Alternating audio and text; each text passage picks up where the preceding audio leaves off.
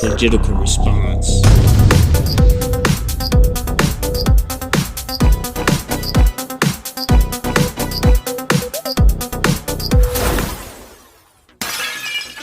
Let me tell you about this ultra MAGA agenda. Trumpies. Trump and the extreme MAGA Republicans. Trump and the MAGA Republicans. And Donald Trump and the MAGA Republicans. Ultra MAGA Republicans. But the extreme MAGA Republicans. Donald Trump and the MAGA Republicans. What MAGA Republicans? I don't respect these MAGA Republicans. They're a threat to our very democracy.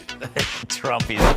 What are you doing, Joe? I mean, come on. What's the deal with this speech? Are you that worried you're gonna lose power that you have to come out and pretty much lie, call out half of the country, calling them extremists, and then try to backtrack and say, oh no, you didn't call Trump supporters this? You keep trying to make that case. I don't consider any Trump supporters a threat to the country.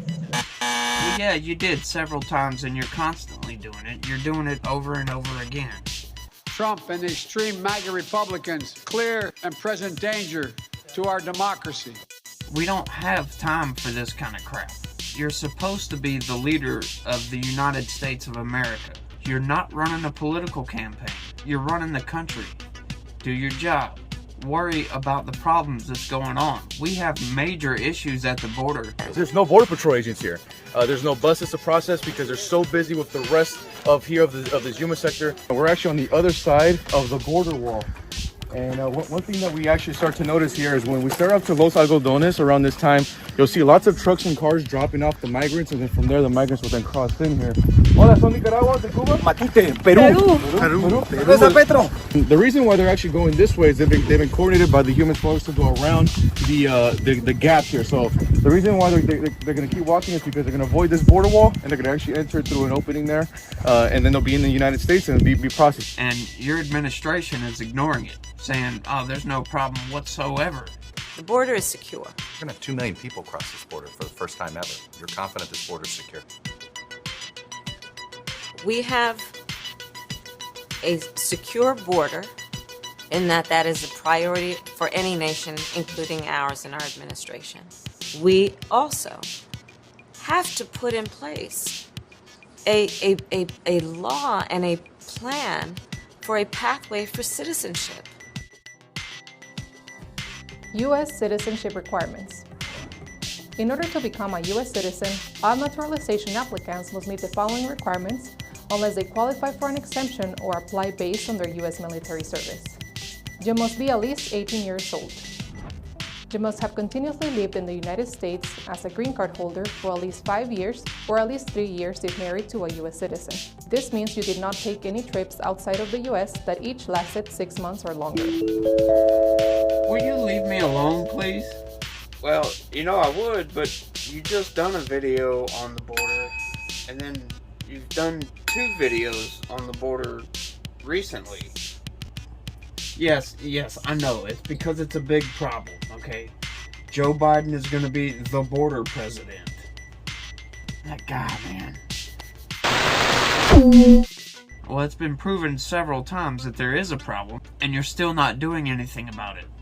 You're pushing this far-left agenda that nobody wants except for a small minority of people, while ignoring the bulk of the United States citizenry. This is advice for every single politician out there. If you focus on your job and you do a good job, you don't have to worry about running a political campaign. You don't have to worry about raising money, because people will see that you're doing a good job. And when they see that you're doing a good job, you will get votes. Regardless, you'll win.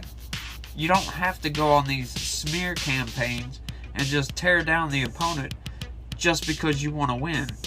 That doesn't look good. It looks like a bunch of high school kids. You know what? I take that back. It's even worse than that, because if you go look at any student council campaign, you'll see that the people are more worried about what they're going to do once they're student council president than smearing their opponent. Just in case you politicians didn't know, your job as a politician isn't to talk shit about the other guy. Right after Joe got inaugurated, his inaugural speech kind of gave me a little bit of hope.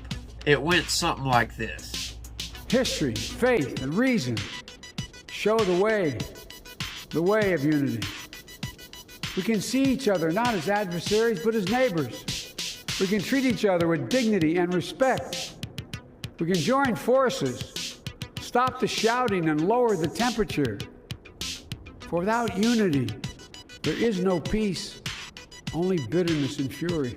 So, Joe Biden has gone from that to this. Donald Trump and the MAGA Republicans represent an extremism that threatens the very foundations of our republic. And not only that, MSNBC saying stuff like this. It feels like we are not just at the brink of a civil war, but that one has already begun. Trump supporters are already speaking the language of violence. They're threatening the FBI, the DOJ, the state itself, and this is all as they defend their dear leader. It is a fascist movement that has embraced white nationalism and wants to impose its religious beliefs as law. It's no longer Republicans versus Democrats. It's Americans versus MAGA. It could be more dangerous than 1860 or the 1930s. In 1861, they were sort of dispersed, but they couldn't conspire together and decide how to attack the Capitol as they did on the 6th of January on social media. It's really hard to believe that they're actually serious about that. Really, a civil war? Anybody that watches this, go out and search around. You will not find one single Republican talking about a civil war. You will not find one single Republican calling for violence in any kind of way. What MSNBC is doing is just ridiculous. It's terrible, and they need to stop because it's not true. If this isn't brainwashing, I don't know what is. President Biden gave a really strong speech, and I loved it. I believe everything he said. It was an urgent wartime address. What? It was an urgent wartime address. And something else that really stuck out to me is that he almost seemed to sort of be reclaiming patriotism. Obviously, Republicans, I think, are the biggest threat to democracy. We don't separate right-wing extremists and Republican Party anymore.